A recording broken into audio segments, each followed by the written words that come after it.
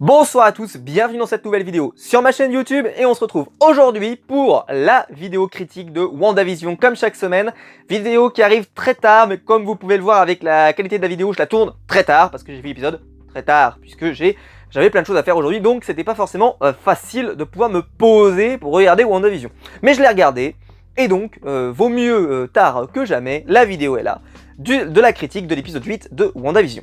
Alors je crois que j'avais été assez clair là, dans l'épisode précédent sur le fait que je n'avais pas accroché véritablement à l'épisode dernier, qui avait eu une belle révélation de fin, mais même ça je n'avais pas été fan de la façon de le faire.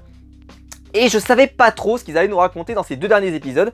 J'étais un peu en position d'attente, de me dire qu'est-ce qu'ils vont bien pouvoir nous raconter avec cette suite et avec les épisodes, les deux épisodes suivants, parce que voilà, on est très très proche de la fin.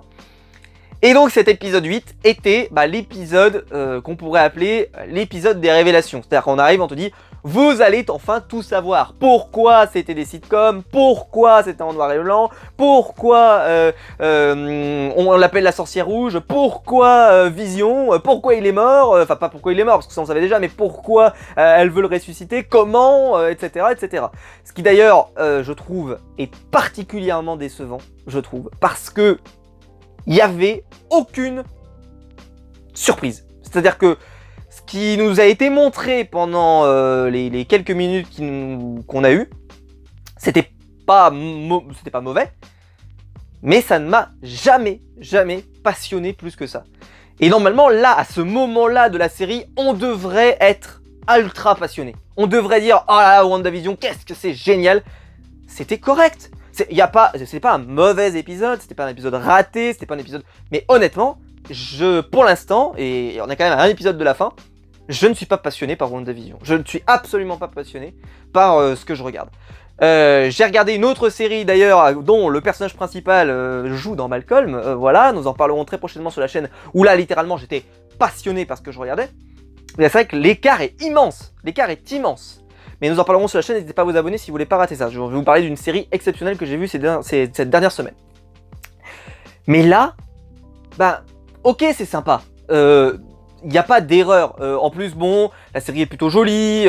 On revient sur les origines de Agatha Harkness. Pourquoi pas, écoutez, la promesse est tenue. Je veux dire, c'est un épisode de WandaVision. Mais... je trouve que ça décolle pas, quoi. Ça décolle pas comme ça devrait décoller. Là, un épisode de la fin, ça devrait claquer. Et honnêtement, là, en plus, le gimmick de tu te téléportes dans les souvenirs avec des portes, des machins, ça se fait... C'est assez vu et revu, je trouve. Moi, personnellement, ça fait plusieurs fois que je l'ai déjà vu. Je voyais déjà ça dans Charmed à l'époque, quand Phoebe s'était retrouvée avec un ange gardien et qu'elle avait voyagé dans tous ses souvenirs amoureux pour comprendre pourquoi toutes ses relations amoureuses avaient foiré. D'ailleurs, c'était beaucoup mieux fait parce que c'était limite, il y avait un côté plus instructif dans ce qu'on voyait, puis il y avait une analyse, puis il y avait pas mal de choses. Là, c'est plus un diaporama, c'est-à-dire qu'on te présente, on te dit voilà, elle a souffert quand elle était gamine dans Sokovie, puis après il y a eu ses parents qui sont décédés, puis mais il y a eu ce côté un peu le moment où elle était heureuse en famille et c'est un peu son dernier moment souvenir, bon souvenir. Puis après Pietro, puis après Hydra, puis après qu'est-ce qui se passe ? Elle rencontre Vision, j'ai envie de dire. Et puis le décès de Vision et après comment elle va le ressusciter. Ok, très bien.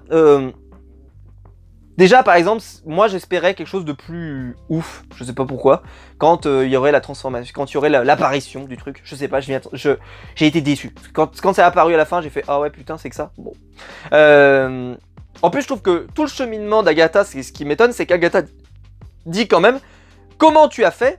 Et puis, au final, la réponse, c'est juste « je sais pas, j'ai gueulé et puis ça s'est révélé. » Dis donc, ça fait une belle jambe. Ça valait le coup de nous faire voyager dans tous les souvenirs pour en arriver là, je veux dire.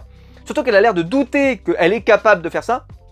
Sauf que là, en tout cas, la série a l'air de nous dire que c'est en gueulant comme ça là qu'elle a créé cet univers, qu'elle l'a donc créé elle volontairement, donc c'est elle qui l'a créé. Ce qui est très bizarre parce que tout le long, elle a l'air de te dire non, ça peut pas être toi, comment t'as fait, en tout cas, j'aimerais bien savoir et tout. En quoi c'est ça la réponse, c'est je me suis mis à brailler, je me suis mis à gueuler, boum, d'un coup ça s'est apparu. Super, franchement c'était un secret d'état, ça valait le coup.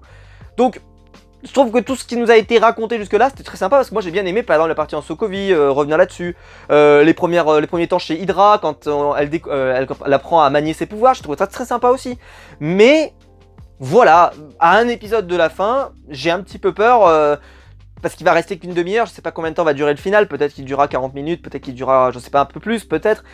Mais il reste qu'une demi-heure. Et après vous allez me dire, une demi-heure, on peut en faire des choses, hein, on peut.